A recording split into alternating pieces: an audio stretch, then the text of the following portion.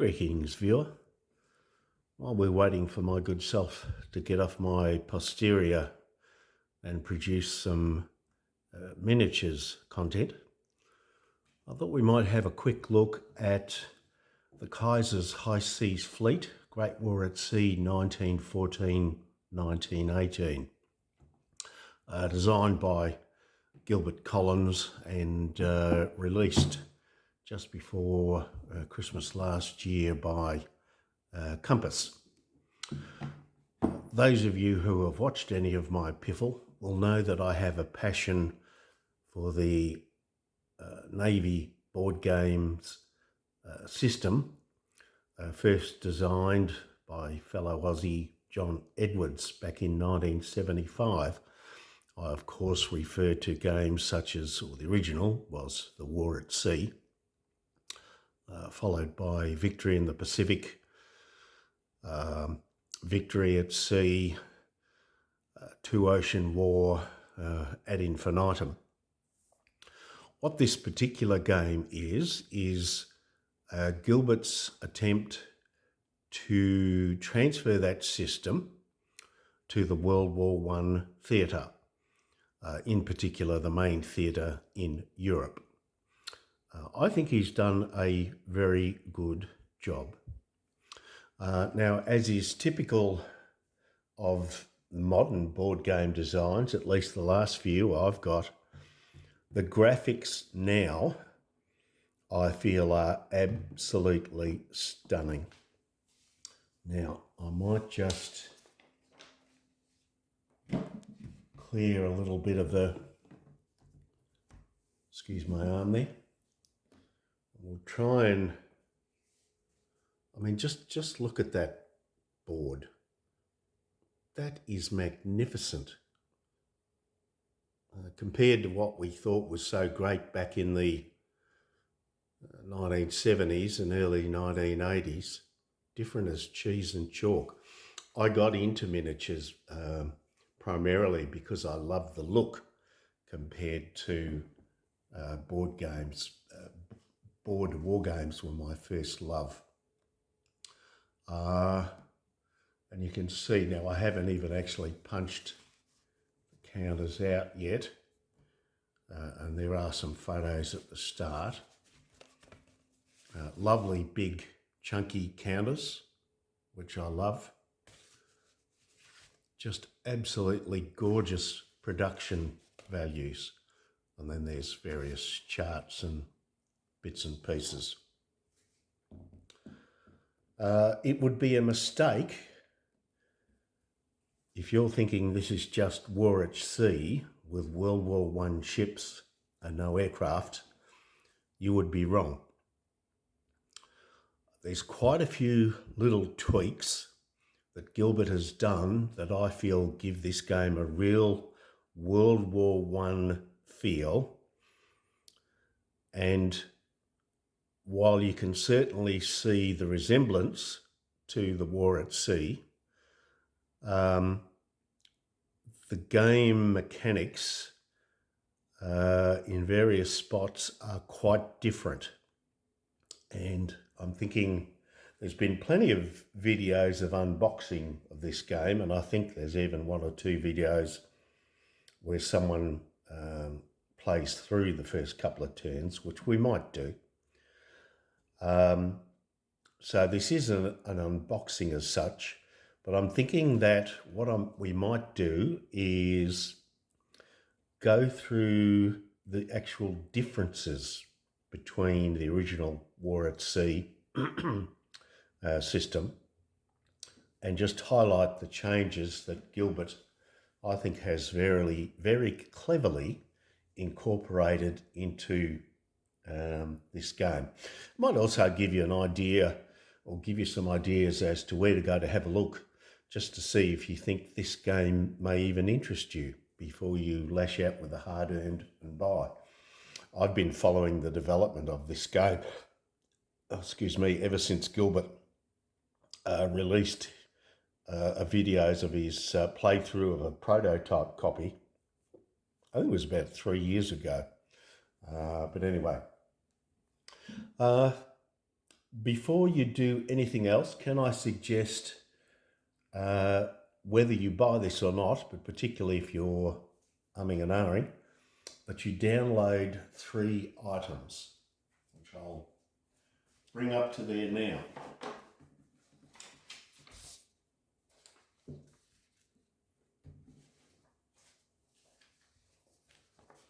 Now, first off, now you can get this direct from the Compass Games website, or if you go to Boardgame Geek, and that's the actual copy of the rules. And a bit like Gilbert, I always like to have a photocopy of the rules. As you can see, I've been highlighting. They're only 20 pages long, only about 15, I think, of which are actual rules. That's a combat example. Actually, it might only be 12, which if you take off the front cover, means 11. So you're not going to have a brain drain. Oh, and he does include designer notes. Sorry, that's not going very well, is it? Designer notes and player tips at the end. What I really like too is that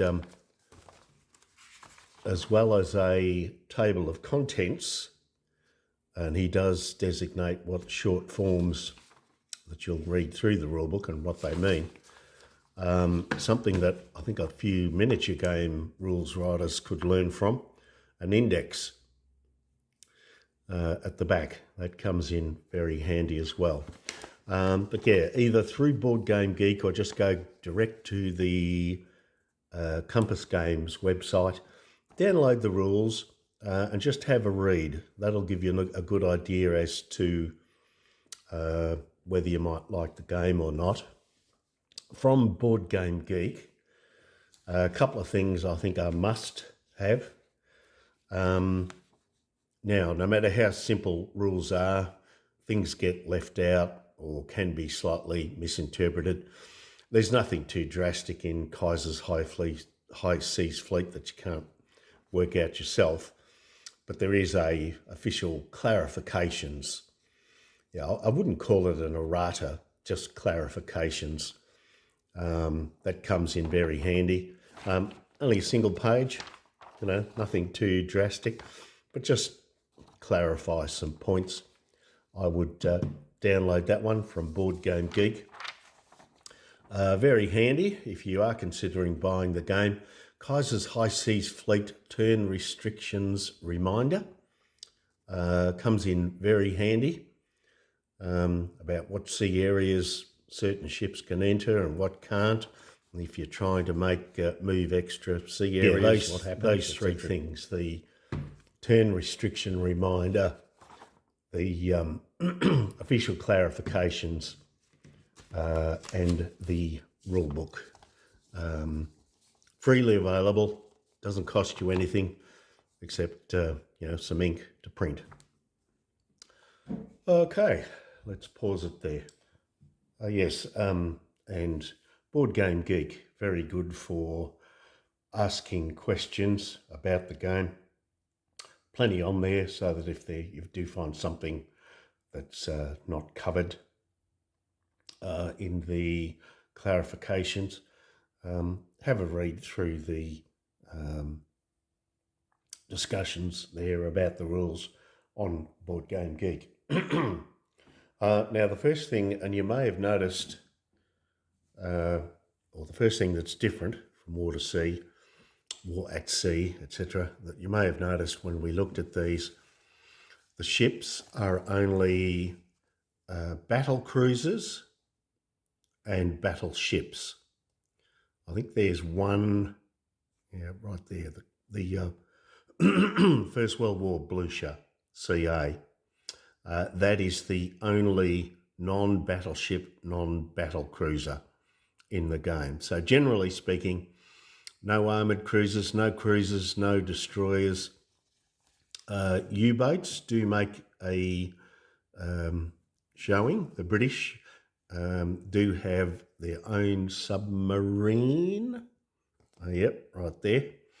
And there are pre-dreadnoughts in the game.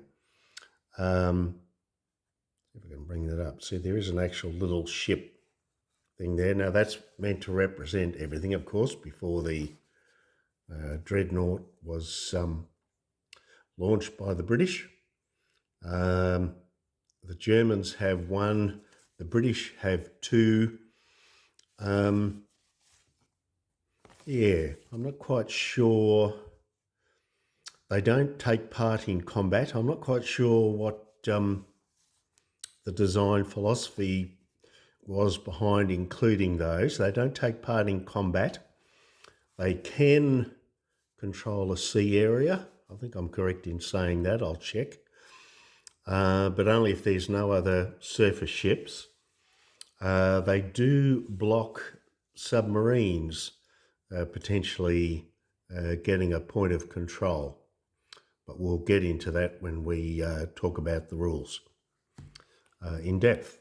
Okay, so here we are the morning after.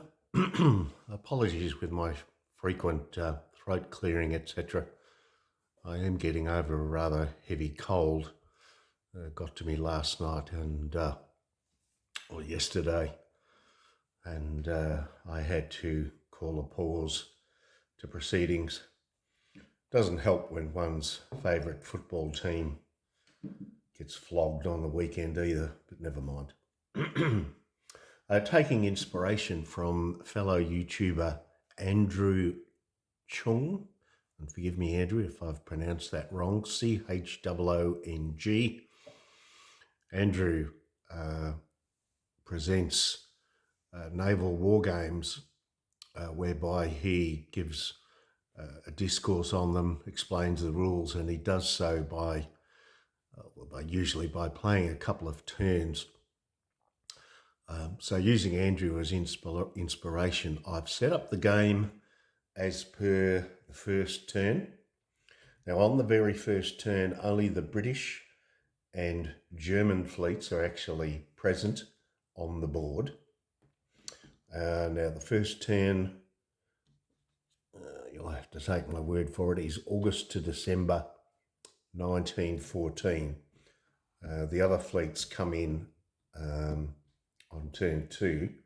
Now, there is one exception to that, and just coming over to the boards here where we've got the various squadrons, etc. set up. We're looking for Austria-Hungary, and on the first turn, their U-boot, U-B-O-O-T-E, is available. So let's bring that over here, and we'll pop that there. The Austro-Hungarian port there with the Goeben, a German ship, and we'll explain what's happening with that in a minute.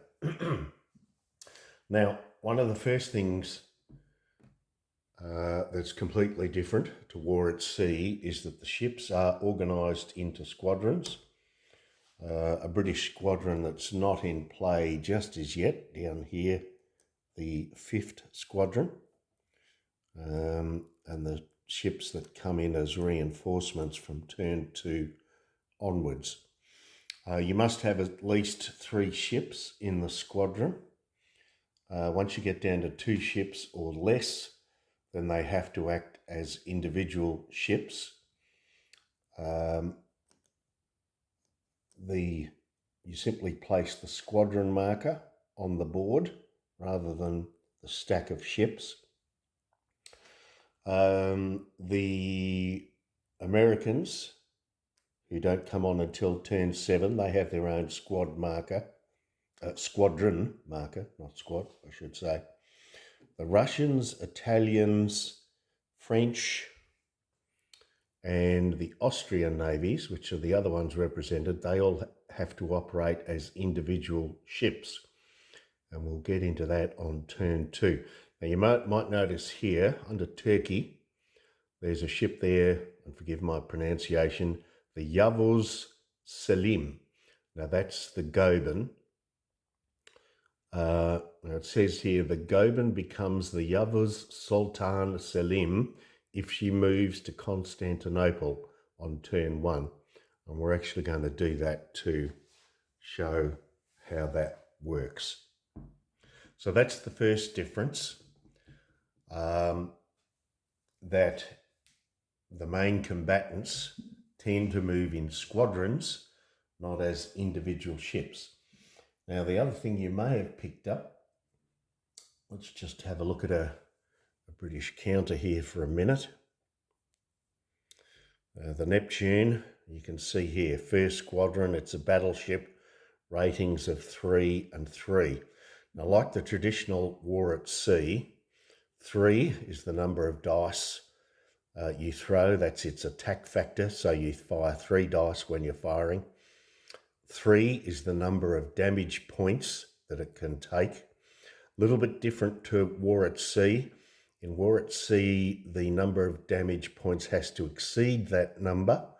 In this game, it only has to equal, okay? And just ducking back to the attack factor briefly. Yes, you roll 3 dice. There are no disables in this game. In classic war at sea, a 5 is a disable, a 6 is a hit. In this game, no, there's no disables. There's just 6 is a hit, and each hit is automatically 1 point. There's no re-roll for damage. And the other thing you devotees of the original game will pick up, there's no speed factor. There's just what class of ship it is. Now that is because in this game, I'll just make sure I put this back on the right pile. In this game, all ships can move 1 sea area. Battleships can attempt to move, and they usually move as squadrons, sometimes as individuals, can attempt to move 2 areas. Battle cruisers and battle cruisers only can attempt to move 3 sea areas.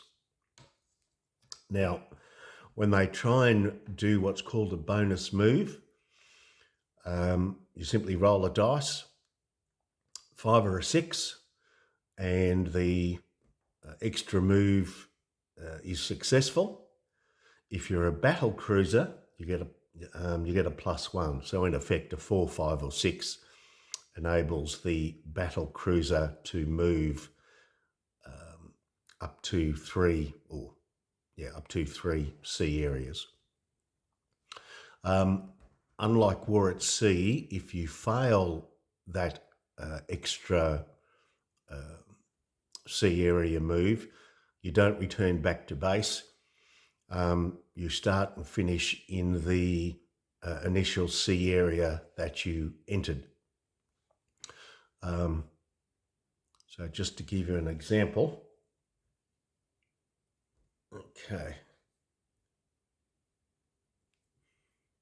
Now, once I start recording it, it won't let me zoom in a bit. All right, so just quickly for the purposes of this, we've got Indefatigable. I could have picked an easier ship to pronounce, couldn't I? It's a battle cruiser. It first enters the Eastern Mediterranean. Now, say for some reason it wants to get to, for argument's sake, the Black Sea. So that's Eastern Mediterranean, Aegean Sea, Black Sea.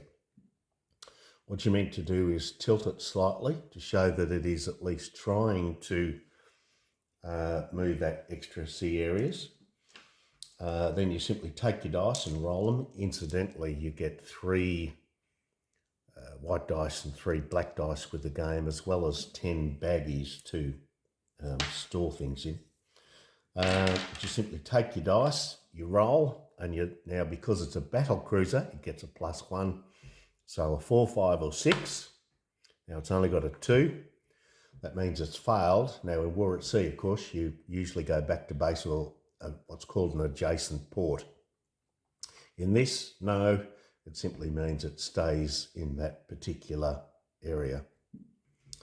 A little bit different again to War at Sea. Just coming up here. Now this is a pre-dreadnought marker, but let's just pretend it's a German battle cruiser. It wants to try and move 3 turns, 3 moves. Now 1 to the Heligoland Bight, 1 to the Dogger Bank, that's 2, and then 1 to the English Channel. Now, in War at Sea, if it failed that move, or actually War at Sea, it's only 2 moves, isn't it? Sorry, Victory in the Pacific. Anyway, the point is, if you're trying to move often in both those games, you can possibly return to the original base, or sometimes you have to go to the closest port available. Now, in this game, because, of course, the Germans never conquered France, etc., etc., in this, it doesn't matter how distant it might be up here in the western approaches. When it ends the turn, it's got to go back to Germany. Okay, all right, so we've zoomed in a bit. Let's see how we go doing a couple of turns. Now, the sequence of play, mutual reinforcement phase, in other words, new ships coming on, obviously not going to apply in turn 1. Mutual repair phase, once again, not going to apply in turn 1. Then comes the Entente player movement phase. The Entente player moves his ships and squadrons and places his submarine. Now, on the first turn, something that's not active is the mines. Now, hopefully you can see there's a line of red dots there. There's a line of black dots there. Perhaps a little similar to War at Sea 2. Remember War at Sea 2, you had a coastal defence here, which tried to make it a bit harder for German ships to be passing through the English Channel, and similar down in Gibraltar. Now, on the first turn, these aren't active. Sort of historically, they're being set up. Now, once they do come into play, they very much influence movement, because every time an enemy passes over them, they have to roll on this, the mine combat phase. You roll 2 dice, 2 to 7 nil, 8 to 9 1 damage point, 10 to 11 2 damage points. If you get any damage at all, you don't continue on to the area you're trying to get to. You have to return to port. And if you're unlucky enough to roll double 6, your ship actually sinks. And you do that both as you initially cross it. Again, using my earlier example, let's pretend this is a German battle cruiser. It's trying to move 3 so that on the first turn it's down in the English Channel. I suppose you'd argue from a narrative perspective it's trying to interdict the British Expeditionary Force trying to cross into France. Now on the first turn, these don't come into play.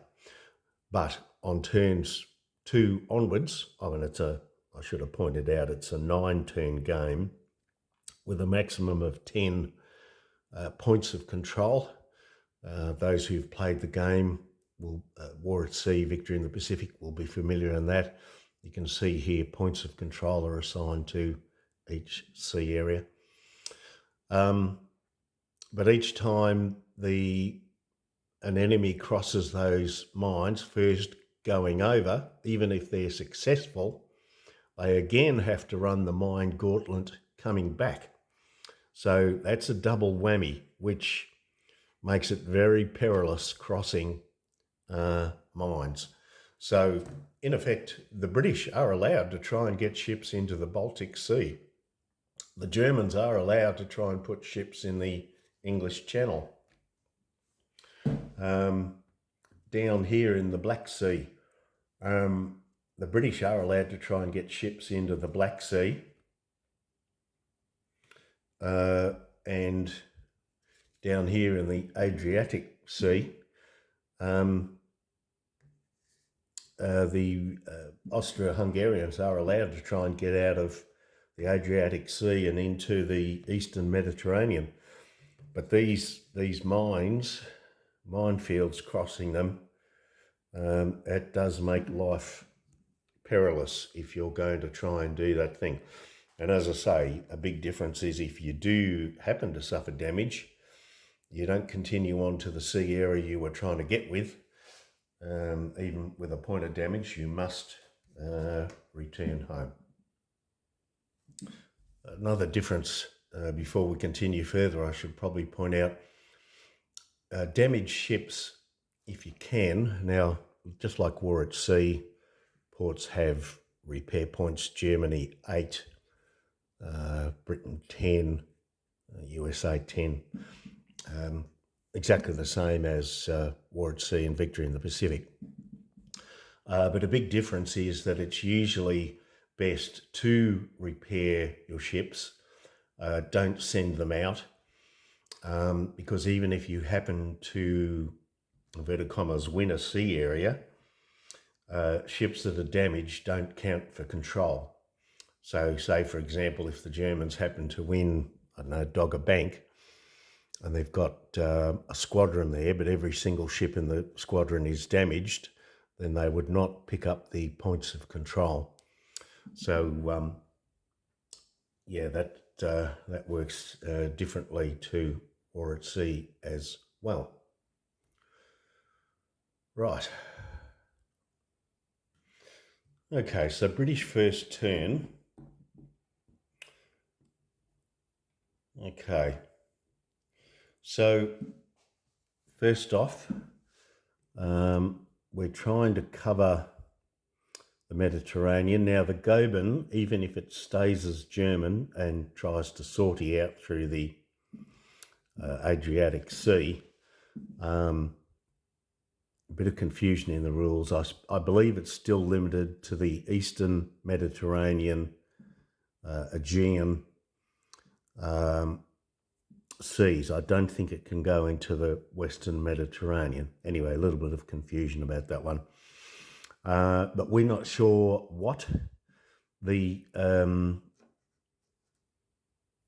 not the Axis, what do you call them? Central Powers, sorry. If you find me using Allies and Axis, forgive me, it's just World War II stuck in my brain. We have to cover against the Austrian U-boot and the Goeben. I'm using that weird pronunciation because they're both German. I don't know why they've called that U-boot, B-O-O-T-E, whereas the German marker is just good old U-boats. I don't know, maybe just to differentiate, don't know. We have to cover for that. There is no anti-submarine warfare, which I'll get into in just a sec. We've also got to worry about the Goeben maybe not using a special rule whereby it instantly gets to Constantinople. We may have to worry about it coming out and causing trouble. So we're just going to move the here we go again, indefatigable into this square. Now I'm going to assume that the Goeben can't try for the Western Mediterranean, just for the purposes of this term. Now, we're going to put the inflexible and indomitable as if they're trying to move more than one sea area. I want one ship to go to the Aegean and another ship to go to the Black Sea, okay? So, let's roll for, first off, the indefatigable. It's got a 6. Oh, not the indefatigable, the yeah, that one. Indomitable. So it makes it to the Aegean. Now they can move 3, but in this case I only wanted it to go 2, but I still roll. And the inflexible, oh, it only gets a 1. Boo hiss. All right, so it's stuck there. Now, by rights, I should be doing all the British moves up the top there, but for the purposes of this demonstration, let's just go through the U-boat options. The Austro-Hungarian options. Now, the Goeben, if it decides not to head to Constantinople, it could simply pop itself into the Adriatic Sea, pick up a point, and I could use the U-boat in the Black Sea, like such. But I have plans to make life difficult for the British in the Mediterranean theatre using this ship later on. So I'm going to transfer, there's a special rule, I can transfer that straight to Constantinople. Now it doesn't get to sail this turn. It turns into the Yavuz Selim, which makes it immediately available next turn when the minor navies come in. Now let's just, for argument's sake, that I decide to put the Austrian sub U-boat here with the indefatigable and inflexible. U-boat warfare is, submarine warfare is conducted completely different in Kaiser's High Seas Fleet. Now, war at sea, indefatigable and inflexible would throw 2 dice, looking for a 5 or a 6 to try and either disable or destroy the Austrian U-boot. Now, there is no anti-submarine warfare in this game. Like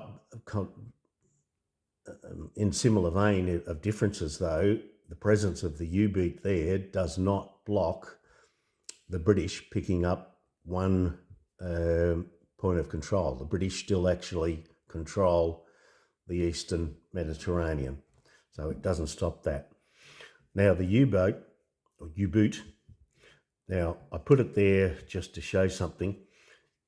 If it was alone, as I had it over here originally in the Black Sea, if a U-boot, or even up here in the Adriatic Sea, if a U-boat or submarine, but not the British one, was here, it would have a choice. It can either automatically pick up one point of control, or what they can always do is fire on the merchant shipping table, which you can read there. Now, a bit of a gamble. You roll 2 dice, 0 to 5, nothing. 6 to 8, 1 victory point. 9 to 12, 2 victory points. Now you can see the die roll modifiers there. Turn 2 to 5, you get a +1. Turns 6 or later, remembering it's a 9-turn game, -2. U-boats in the western approaches, that's this rather dangerous area for the British over there. They get a +1 through the whole game, simply on the basis of the amount of British shipping that went there. Now, the reason for the modifiers, now remember, U-boats, submarines, when they first in World War I, just like aircraft in World War I, no one had any idea how they were really going to be used, how they were going to be fought against. Remember, there's no ASDIC, A-S-D-I-C, anti-submarine detection, no sonar. There's no depth charges, no hedgehog. There's even a rather whimsical piece I read about how the British, if they spotted a periscope, they would quickly lower one of the boats. The sailors would row over there with a very large hammer and start whacking on the periscope. They had no idea. And likewise, up to that stage, submarines were very much a sort of like a coastal defence weapon, considered like an undersea torpedo boat. But anyway, I digress.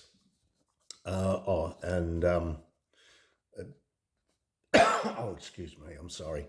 turn 6 or later -2.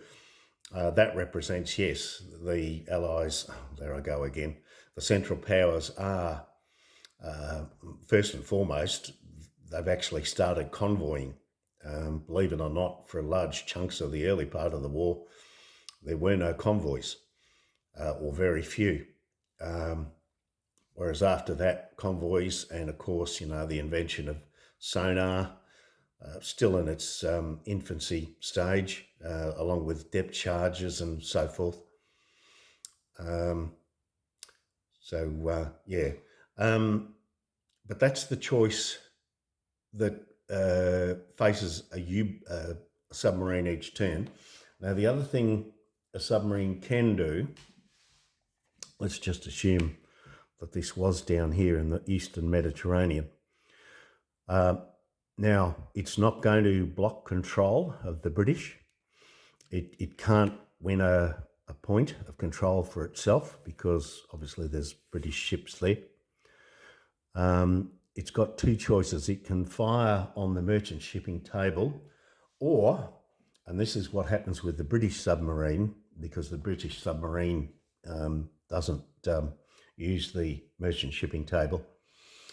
A bit more like classic war at sea. It simply rolls a dice. If it rolls a 6, it gets 1 point of damage on a ship, and it can pick which ship. Now, you might say, well, what's the point of that? A 1 in 6 chance, and then you only get 1 point of damage. But again, just like how if you get damaged by mines, you have to immediately go back to base, back to port. Likewise, say if the Indefatigable got 1 point of damage from the U-boot, it would immediately have to go back to port, okay? So if there was only just the one British battle cruiser there, by firing, it would take a bit of luck, it's got to get a 6, but by firing at it, getting a 6, getting a hit, you've damaged that ship, which virtually means it's got to stay in port the next turn, and the U-boot would pick up 1 point of control because there's no other ships in the area. Now, because there are 2 ships, there's little point trying that tactic. Forgive me if my arm's getting in the way there. They will roll on the merchant shipping table. Remember, we're looking for at least a 6. Now it's only turn 1 yet, so we don't get turn 2. So it's just a straight die roll. So we get a 9. Okay, now that's an excellent outcome, because with a 9 we pick up 2 victory points. Okay, so that's how submarine warfare is a little different. Well, actually, it's a lot different to war at sea and victory in the Pacific. Okay, so that concludes what's happening down here in the Mediterranean on the first turn. So let's head back up to what would arguably be the main theatre of war. Incidentally, that means for points of control, everything's even. The British will still pick up 1 point for controlling the Eastern Mediterranean, and they'll pick up a point for controlling the Aegean Sea. So that's 2. Offset the Austrian submarines 2 points for merchant rating. So no change on the points of control table. Just a quick clarification. I mentioned about damaged ships. Damaged ships can be repaired at any port of that ship's their own country, nationality, during the mutual repair phase. Damaged ships cannot leave port. They must be repaired before moving. So there you go. And damaged Entente ships can be repaired at neutral ports if they have the capacity. Central Powers ships cannot. Now, I'm just bringing that up here just quickly. Here in Greece, we've got 2 repair points. Now, I'm no aficionado of World War I, but even I know that the Greeks didn't come into World War I until very late in the war. But obviously the British must have been able to come in, use the repair points for a turn and then sail. There is a rule about if you're forced to return to a neutral port 2 times in a row, the ship that does so becomes, what's the word, confiscated, procured. I can't think of the exact word, but you know what I'm talking about. Okay, finally, let's get up here. Okay, so remembering that it's turn 1 and those mines aren't in effect yet. Now, that means, in effect, the British are going to have to cover western approaches, North Sea, Heligoland Bight, Dogger Bank, English Channel, and technically they could try and cover the Baltic Sea as well. But given the Germans only get the Germans get 3 points for that. I'll just come over a bit. Now, that's something maybe to think about as well. As I say, generally ships have to move by squadron. The squadrons are designated battleship or battle cruiser. So battle cruiser squadrons go 3. Battleships can only try for 2 sea area moves. Generally, you do have to remain in the squadrons. There are 3 exceptions, or actually 4. The 3 main exceptions are the British Battle Cruiser Squadron, the 3rd Squadron, the German Scout Squadron, and when it comes onto the board, the British 5th Battleship Squadron. They are allowed to break off individual ships, but ideally shouldn't be reduced to less than 3 ships in the squadron. However, the British and German battlecruiser squadrons are the exception to that. They can break off more ships to reduce it down to 2 or less, and the remaining 2 can still operate as a squadron. Okay, so what's all that verbiage mean? Now, one sneaky trick, apart from splitting off individual battle cruisers to go what they call merchant raiding, which would mean that the not Axis, Central Powers could try and put a sneaky battle cruiser up here in Western Approaches and maybe one down here in English Channel, or 2 in one area. Ideally, just the one is better, more chance of success. But the other thing that the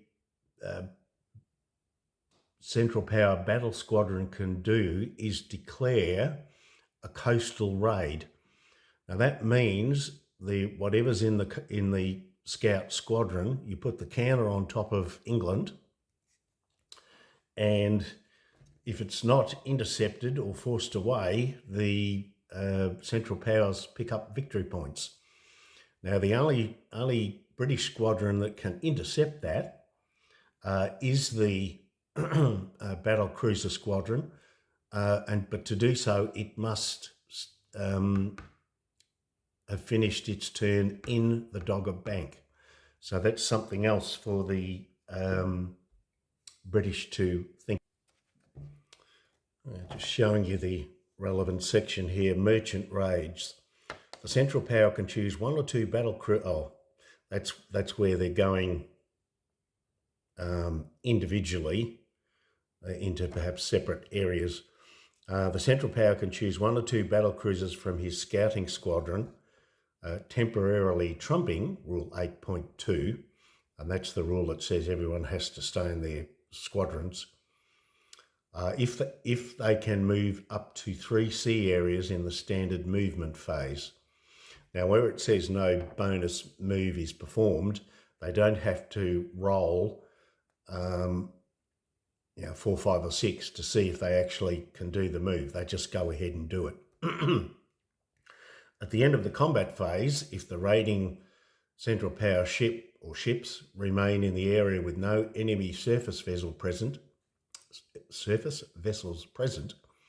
the Central Power rolls on the merchant shipping table. Now, remember that's from the submarine warfare. So, can be quite powerful because that means that the raiding battle cruiser could both control a sea area, get victory points, and roll on the merchant shipping table. I do apologise, viewer. My voice is starting to play up again. Perhaps I'm not quite as over this cold as what I was. But anyway, we shall press on. Coastal raids. During his movement phase, the Central Powers player places his scouting squadron directly onto Great Britain. If the Entente Power's 3rd battle cruiser squadron is in the Dogger Bank, he can stack it directly on top of the Central Power scouting squadron. If the squadrons are stacked, they must engage in a standard 3-round battle in the combat phase. By the end of the 3rd round, if the Central Power squadron has not been forced to retreat, he is awarded 2 victory points. If the 3rd battle cruiser squadron is not in the Dogger Bank and the Entente Power decides not to contest the coastal raid, well, if the 3rd battle, or if the 3rd battle cruiser squadron is not in the Dogger Bank, or if the Entente Power decides not to contest the coastal raid, the Central Power is awarded 1 victory point. Okay-do. So, what are the Brits going to do? Okay, we are going to put the 3rd squadron into the Dogger Bank, but sitting there on its own, I think, might make it a bit vulnerable. Remember, I think part of the tactic at Jutland was, and various other battles, was the Germans to try and isolate portions of the British fleet and get stuck in, and particularly the battle cruisers proved a little bit vulnerable. Now, we might put with it, just for its own defence, and I'm looking at the piles of ships, the British 1st Battle Squadron has got 6 battleships. Looks like they're all attack factors of 3. All right, so we might cover them with the 1st Squadron, just in case the Germans decide, oh, beauty, let's all get stuck into the 3rd Battle Cruiser Squadron. And I've got the Battle Cruiser Squadron there just in case the Germans do decide to do that. Decide to do that coastal raid. Now, the 2nd and 4th Squadrons, where are we? Okay, the 2nd is quite powerful. It's got 9 battleships. The 4th has got 6 battleships. Okay, well, we can't cover everything. So we might put the 2nd Squadron in the English Channel and the 4th Squadron in the North Sea. We'll put one pre-dreadnought over in Western Approaches. And the other one,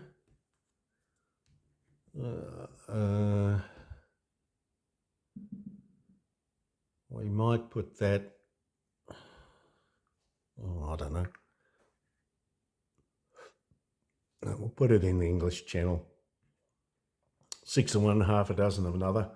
And the submarine, we're going to put into the Heligoland Bight. Now remember, the British submarine doesn't shoot on the merchant table. It can only shoot at ships.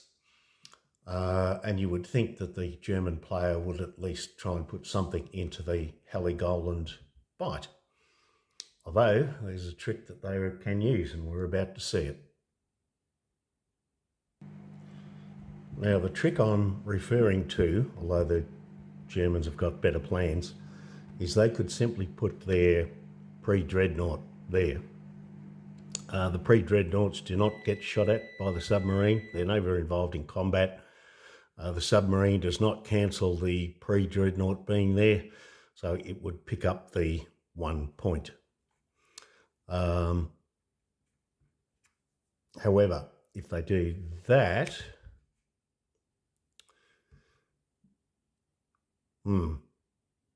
now the Germans could simply put the U-boat in the Baltic Sea. Trouble is they're to control it, but my understanding is they'll only get 1 point, not 3. Let just me check that and I'll come back. Okay, where I think I'm getting myself confused. The Germans can't place subunits in the North Atlantic or South Atlantic until they get the long-range U-boats. And it says, well, let's put this down here. And it says,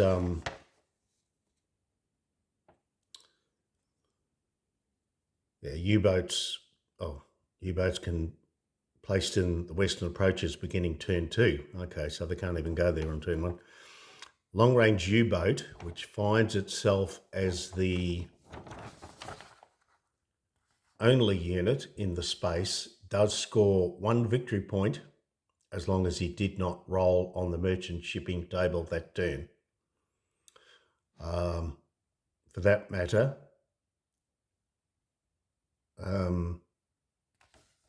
all U-boats, for that matter, can roll on the table for points or go for control if they meet the requirements.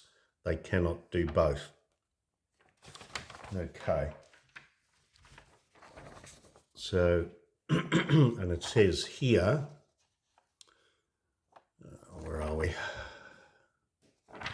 Sorry about this, folks. Oh yeah, 13.7. If there are no surface ships in an area, but there is a U-boat, a control point marker is placed. All right, so getting back to this little quandary here, it would be quite reasonable to put the U-boats in the Baltic, and they will, not the U-boats, yeah, put the U-boats there.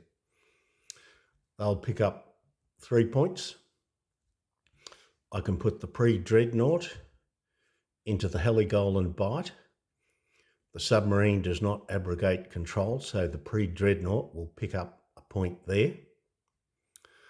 I'm going to be cheeky. I'm going to put the Scout Squadron on a coastal raid.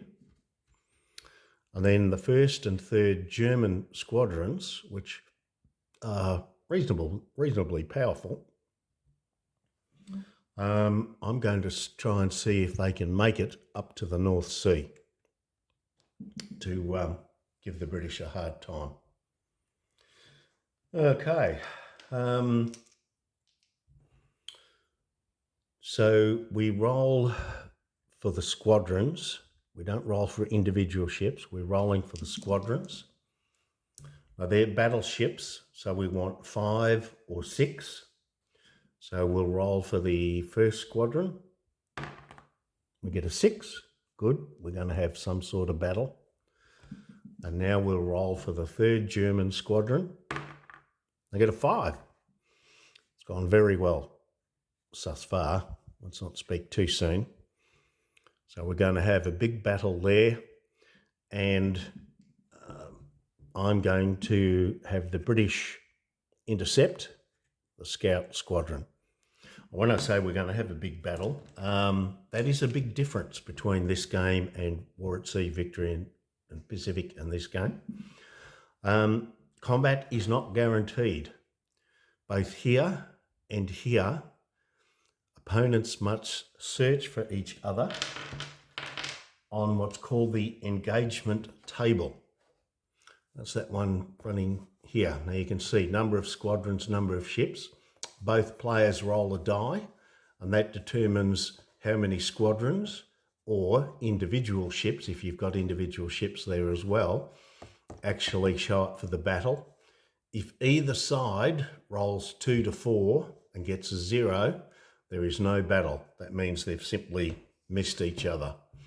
Remember, this is pre-radar, pre-aircraft, and I think the Germans used Zeppelins early on as reconnaissance, but yeah, nothing like World War II reconnaissance, so it's quite possible for the ships to miss each other completely. Okay, first off, well, the British squadron versus the Scout. Let's roll for the British first. And they have rolled 6. 6 on the engagement table, 1 squadron. So the British squadron is going to possibly be in the battle. Now we roll for the Germans. Basically, if the Germans get anything except 2 to 4, there will be a battle there.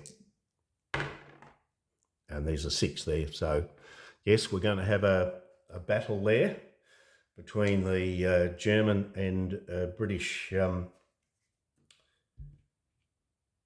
battle cruisers. Now up here, we've got the 4th squadron, the 1st and the 3rd. Let's roll for the British first. Well, that's an 8. So the 4th squadron's in. Now let's roll for the Germans. Now here, ideally the Germans want both to arrive. So they're looking preferably for a roll of 7 or greater. If they get a 2 or 4, there's no battle at all. If they get a 5 or a 6, they'd only get 1 in. So let's see what happens. We've got a 7. Where'd that dice go? Oh, there it is. Yeah. So we've got 7. Now 7. Yep.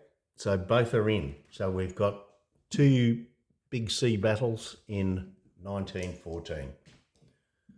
Okay, all right, let's do the coastal raid first.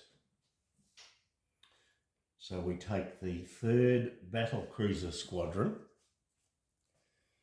and it's meant to be organised in order of the most powerful on one side. Well, there you go, that's worked out well. So the most powerful at one end, I've got this back to front, but you get the idea, as in the card. Yeah, it's meant to be the most powerful down to the least powerful. Now, a historical option, if you've got 2 or more squadrons together, normally you just mix them all up and you put whatever is the most powerful at one end and the least powerful at the other. With a historical option is you still keep them in their 2 separate squadrons. And so you have 1 squadron, most powerful to least powerful, then the 2nd squadron, most powerful to least powerful. Okay, now we've got the German battle cruisers.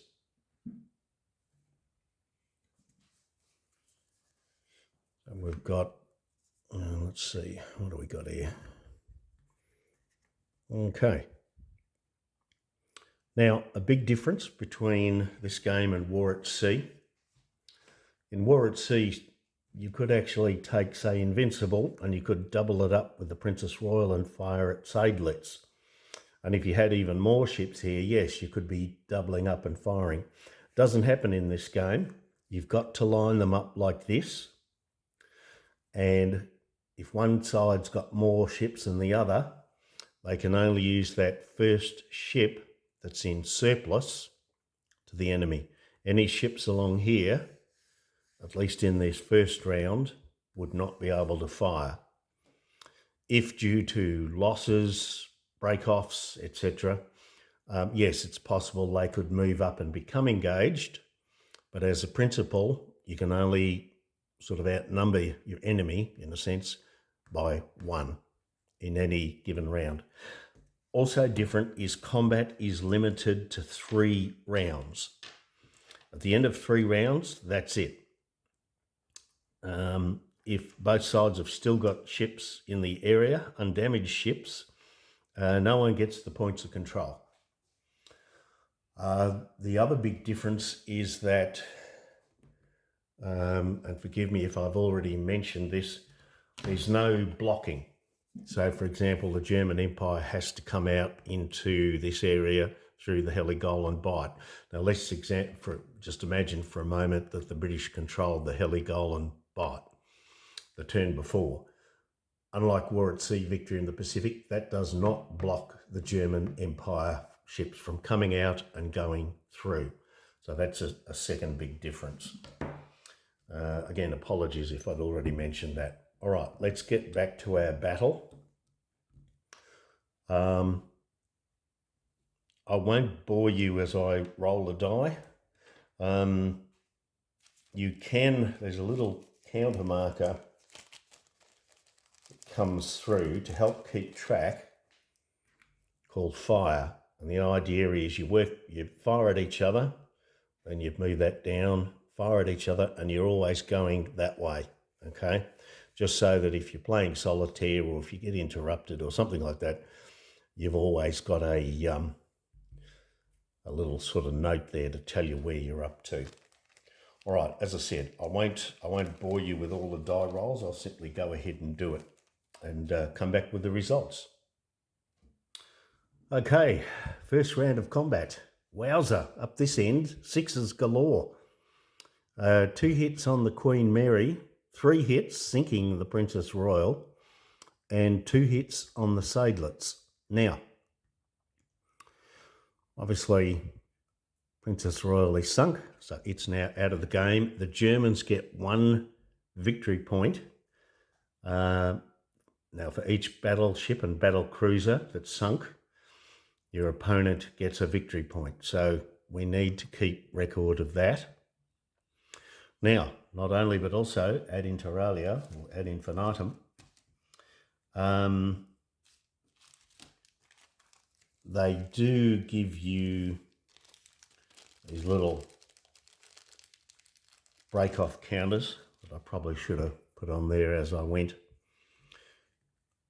A little bit like disabled results, if ever a ship gets within 1 hit of being sunk, and remember in this game all you have to do is equal the damage factor, not exceed it, it automatically gets a break off and it must return to base. So I'll send this German ship back to Germany, send this British ship back to Great Britain. They will have to be repaired next turn.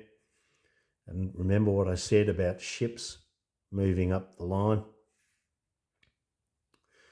Now, at the end of each round of combat, remember there's 3 rounds. One side or the other can decide to try and retreat. There is pursuit combat. It's a little bit different to Victory at Sea, War in the Pacific. It's a single round. You only fire 1 dice at each other. Later on in the game, when a certain German ship appears, the Germans can do what they call a battle turn away, which means they can break off and they don't risk being shot at. Anyway, for the purposes of this little demo, let's keep going. So we've got the Lion, New Zealand and Invincible, 7 attack points versus Moltke, Van Gatan and Blucher. Survived 4 shots at it. So we've got 7 shots at 7. Let's see what happens. Okay, round 2. New Zealand got a hit on the Van der Tan, and the Van der Tan got a hit on the New Zealand. Now, the only thing is, of course, that brings it to within 1. So the New Zealand has to break off and go back to port, which is in England. Slide that up, like so. So that's the second round. So does either side want to break off? For the purpose of today, no, we're plogging on. Now you might also notice any hit does not reduce firepower on a ship that is hit. I think in Victory in the Pacific War it says, well, if Van der Tan say had 3 hits, I think that reduces its attack factor to 1. In this game, of course, 3 hits would sink the Van der Tan, but that hit does not affect its attack factor, so it's still going to roll 3 dice. Okay. Does anyone want to break off?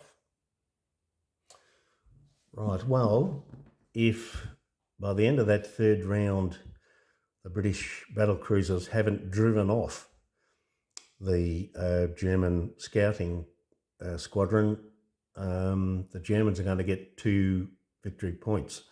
And now there's no way in one round of battle that those last 2 British ships are going to be able to drive off the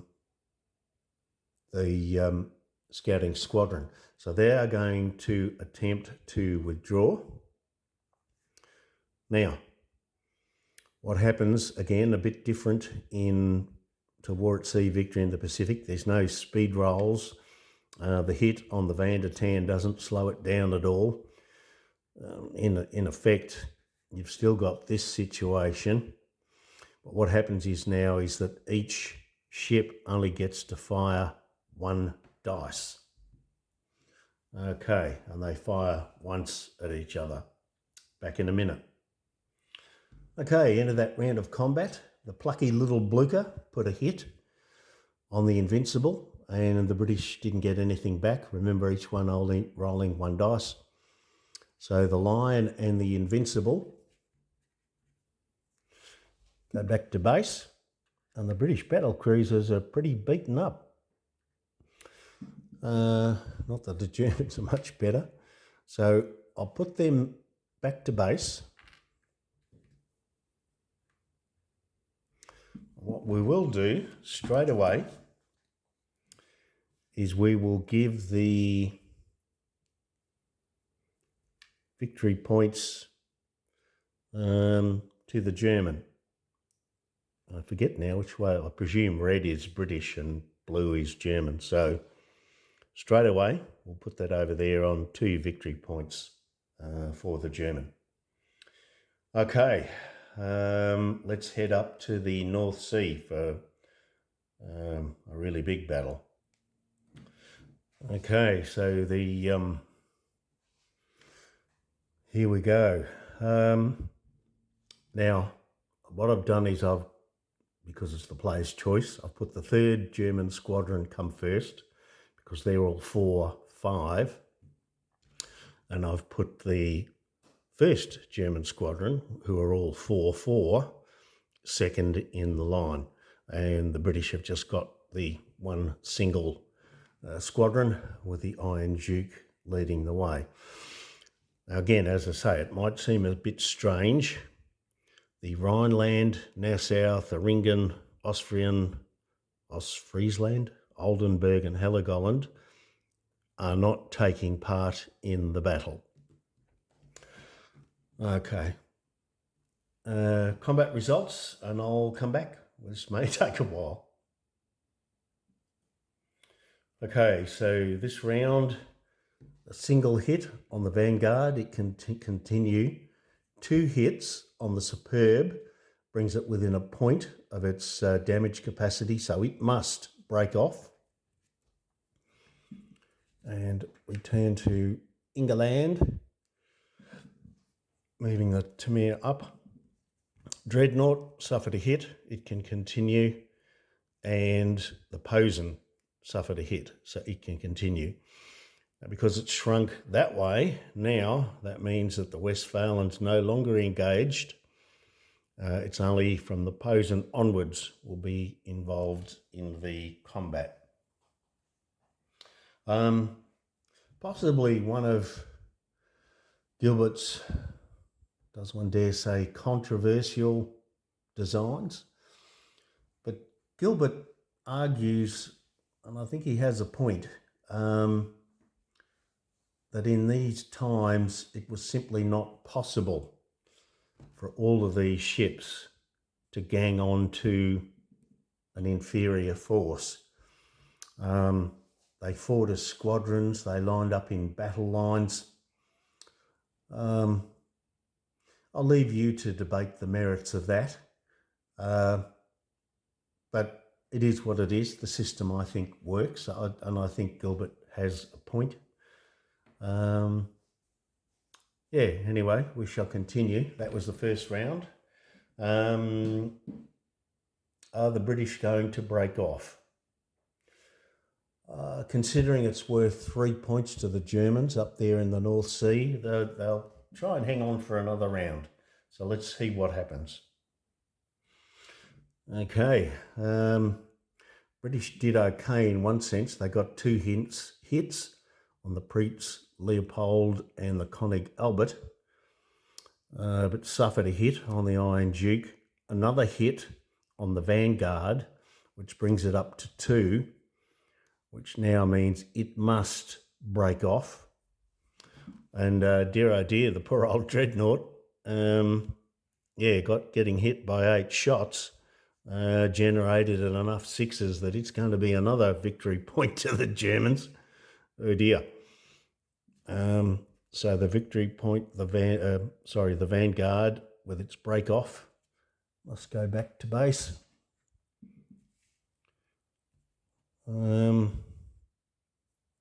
Okay.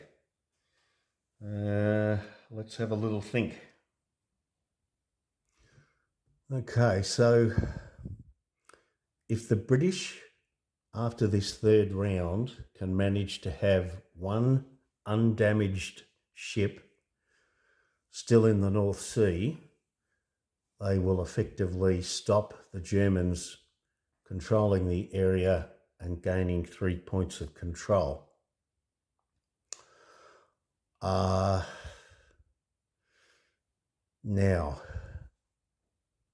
looking at the way that it's poised, now the Iron Duke is already damaged. The Bellerophon is the most likely to remain undamaged because it can only be shot at by one ship, the König Albert, or King Albert. Sorry, my hand in the way there.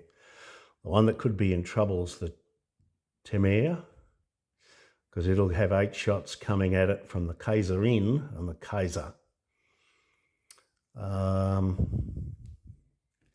Is it worth the 3 POC? If they take off, they'll only get a total of 4 shots at them. What the hell? One more round. Let's do it. And incidentally, what I was saying about the damage, if, say, the Bellerophon, the Temir, they all survive, but each one of them has got a point of damage, they have to return to base at the end of the 3 rounds. So they're not going to be there to block the Germans, so the Germans would win the 3 POC. That's another big difference between this and the older games. Damaged ships cannot control a sea area. Back in a minute. Okay, so the British hung in there by the skin of their teeth. The Bellerophon not only ducked, dodged and weaved, I'd managed to get another hit on the King Albert, I think. Oh no, maybe, yeah, sorry, I'm thinking the Tamir at least got a hit in on the Kaiser in. Sorry, but yes, so the Bellerophon is not damaged. Now, the Kaiser in copped a hit. The 8 points coming back at it, fortunately only scored one hit. The Iron Duke and the Leopold scored another hit on each other. So that's the end of the 3 rounds. Now what happens is there's no more combat. Any ship that damaged is immediately returned to port. So the damaged British ships go back to Britain. All these damaged German ships, perilously close for the Germans. They would have loved those 3 points, but there you go. The mighty Bellerophon has hung on, and because of that, nobody wins any points. No one has any control for that sea area. Okay.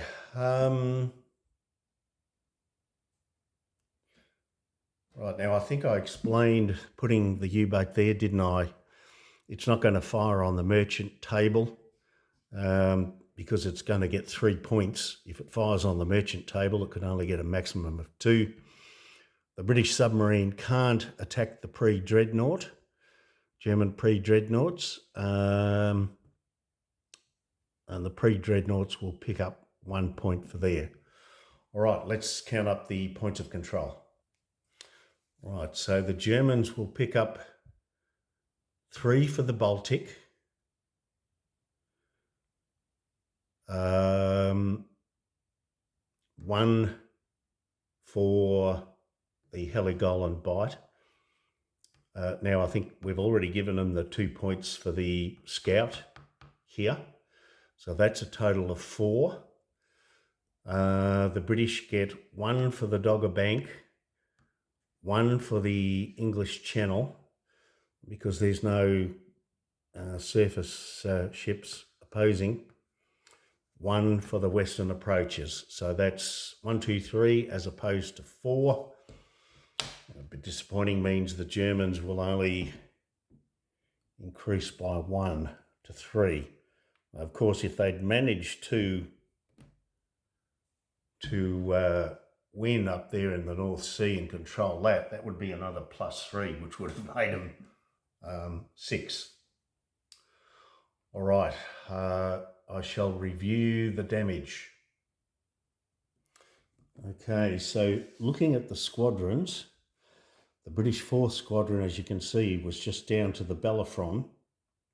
There are a few damaged ships, but they're not going to come back next turn.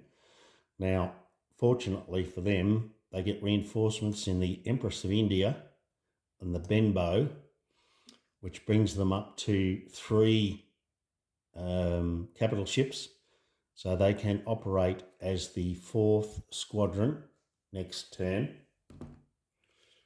Now, likewise, looking up at the Germans here, the 3rd Squadron, they're down to the Kaiser and the Friedrich de Gross that aren't damaged.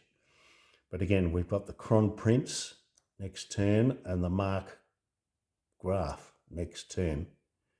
Oh, and the, I don't know what that is, Kurfürst, something Kurfürst. Oh, and the Konig. Oh, it's all joy and happiness up here in the 3rd Squadron. Anyway, the point is they're obviously going to have more than 2 ships, so they will be able to operate as a squadron next turn. The British lost the Dreadnought and the Princess Royal. We might go ahead, seeing they're sunk. Now, I think the rules sort of indicate you do it at the end of the game, but for today's purposes, we'll do it now. So the Germans get a point per ship sunk, so that will take them up to 5. those over there are sunk.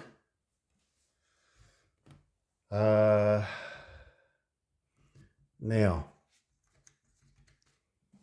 speaking of units, the scouting squadron, we've only got the Moltke and the Blucher undamaged with no reinforcements. So they will have to operate as individual ships next turn until they get reinforcements. It's one of the problems with using the German battle cruiser squadron aggressively. They don't get anything in the way of reinforcements if you're using the historical rules. Around about turn 6, there's some German battleships that show up. I think it might be these two here, the Sachsen, which I think is Saxony, and Württemberg. Now, they're optional. I won't be using them. But strictly speaking, the rules as written, you could actually put them there because they're unattached. However, I'm using the optional historical rules. So they'll be operating as individual ships. Now that they can still they can still try and move they can still do everything the battle cruisers can do. The problem is they'll be doing it as individual ships, not as a group.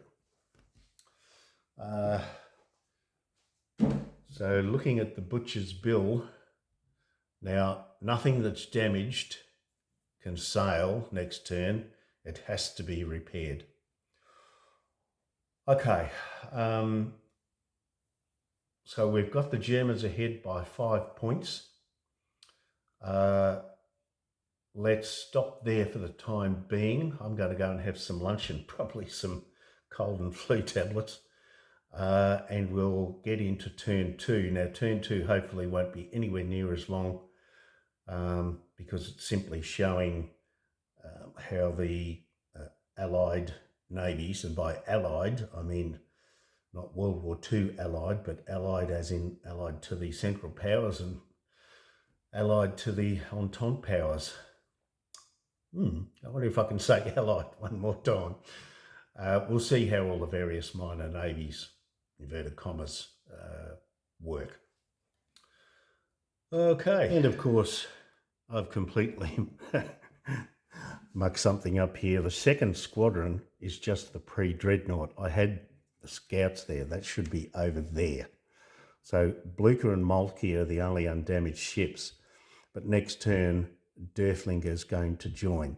So yes, they can still, can still operate as a single scout group. Just a minor correction. Okay, thank you. Okay, post-lunch, a nice little snooze, desperately needed. And judging by the mistakes, a number of mistakes I made, that I've put captions on particularly the last few minutes of the video. Hopefully the drugs have kicked in and I'm now more with it.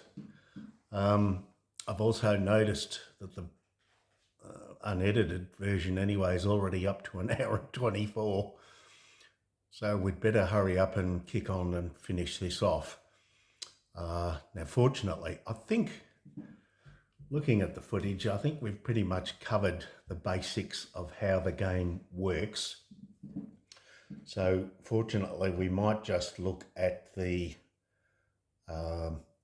minor navies and just show how they get into the game, etc., etc.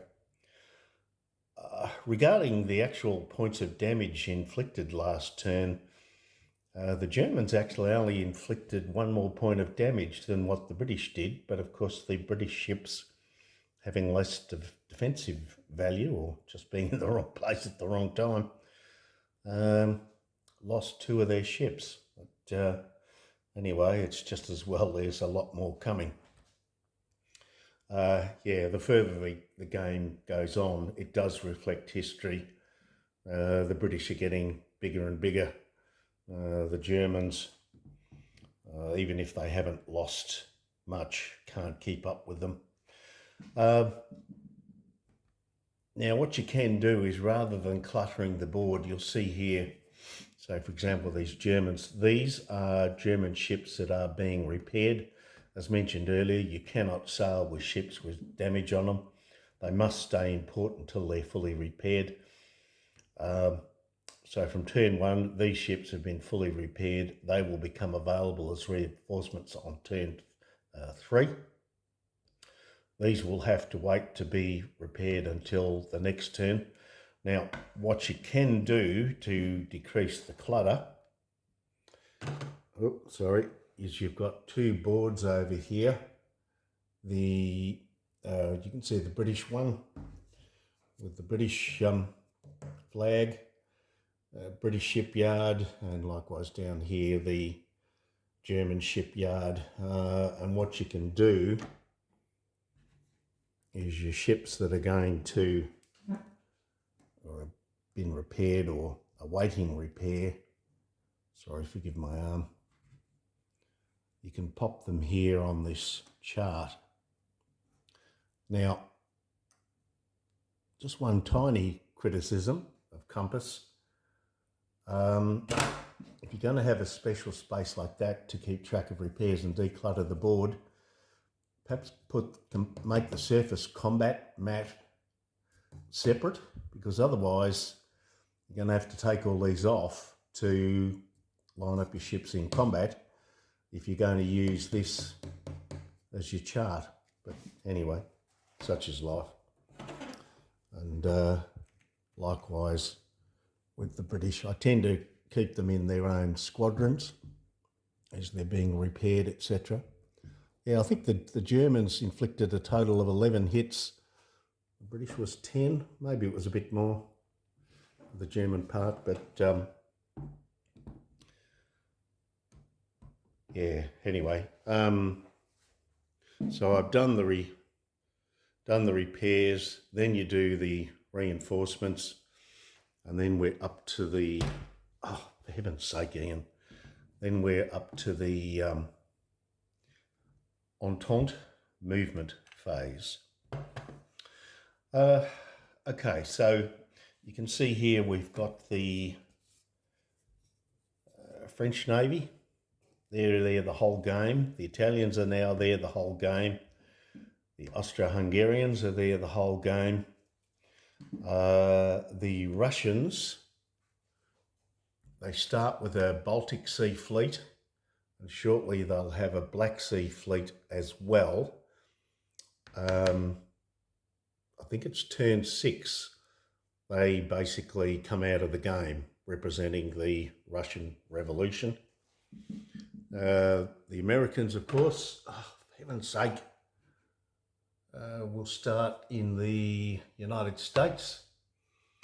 They are called the 6th Squadron. There's a total of 6 battleships there.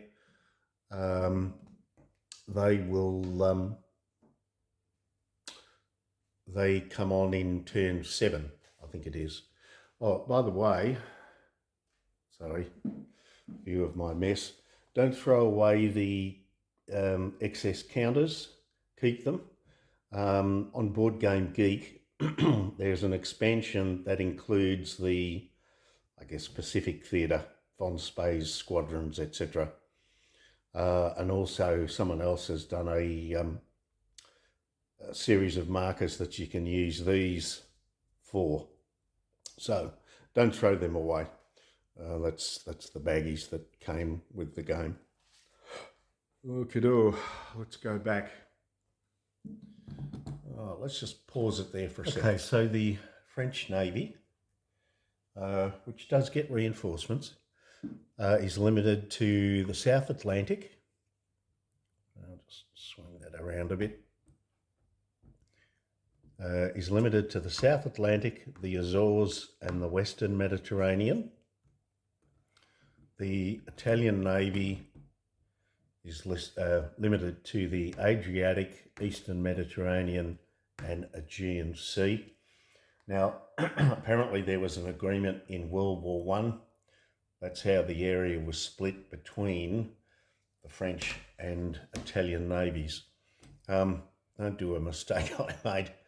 You might recall I had a British battle cruiser in the Aegean, and I was thinking, ooh, Italians right there at Rhodes. Wrong war, Ian. The Italians are your allies in World War One.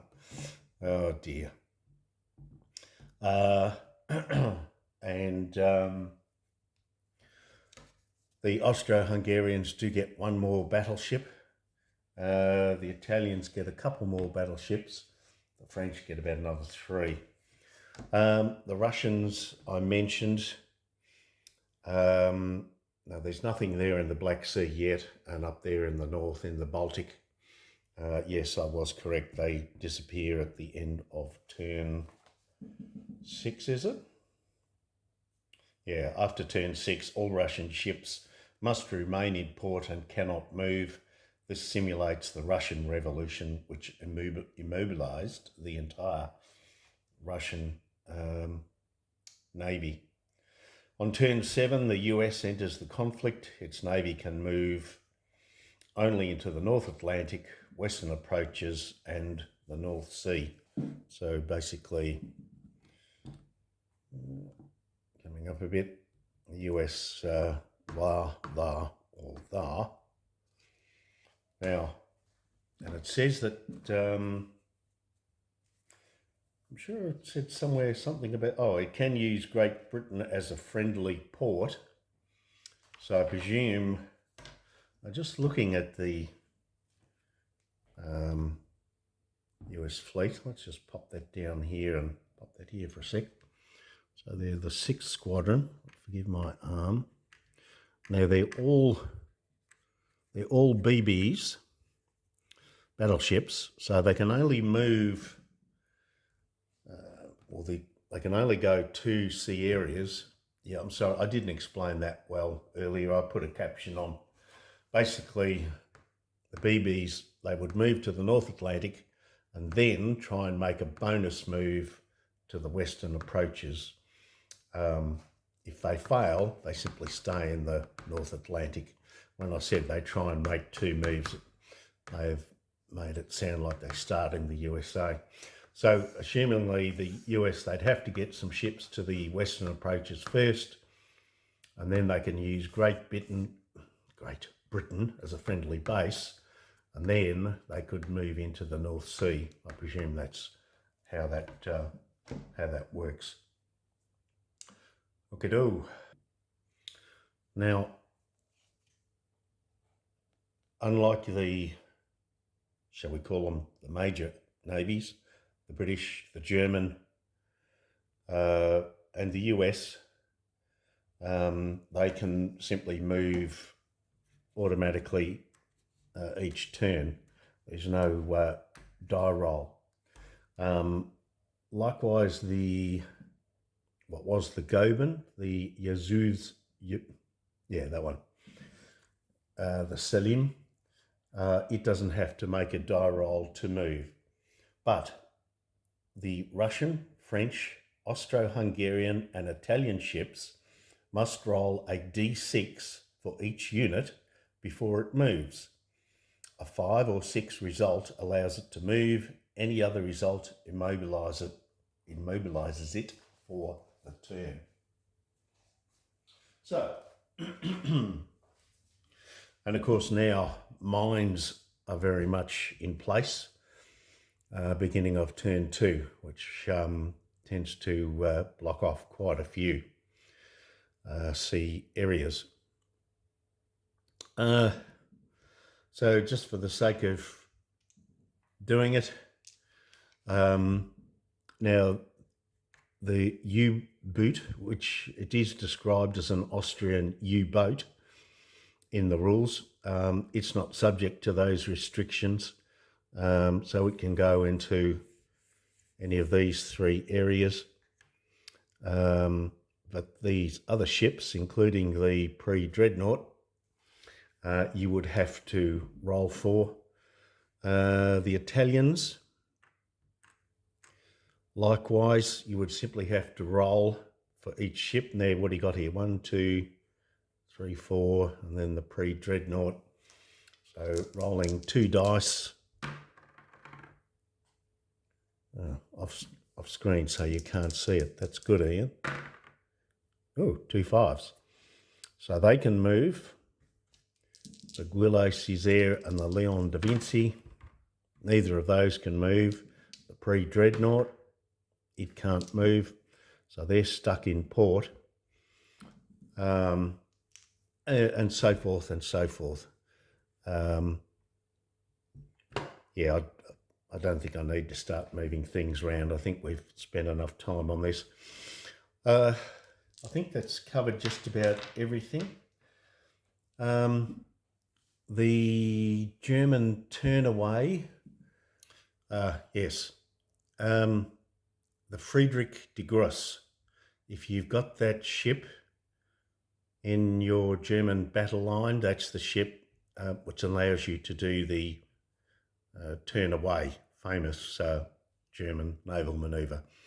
Means that the Germans can retreat without pursuit fire, which is only 1 dice per ship, but, you know, of course it could make a difference. The only other thing I would mention is British strategic movement. As you can read there, strategic movement can be used to move up to 3 ships together or separately from friendly port to friendly port. The limitations of the Baltic and Black Seas must still be respected. If moved in this manner, they count, or this counts as their move for that turn, and ships that moved cannot remain in a sea area. They must end their turn at a friendly or neutral port.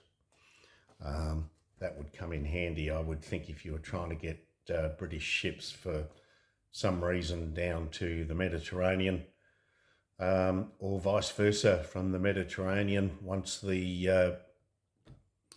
W.A.S V.I.T.P is gone, and so if the Italians are more than comfortably dealing with the Austro-Hungarians, perhaps send those 3 British battle cruisers back up to Great Britain.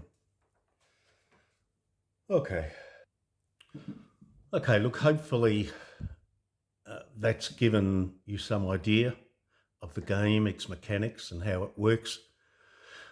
If you would like me to try and do a playthrough of a few turns, I'll give it a crack with a lot less explanation, and so we should get through it fairly quickly.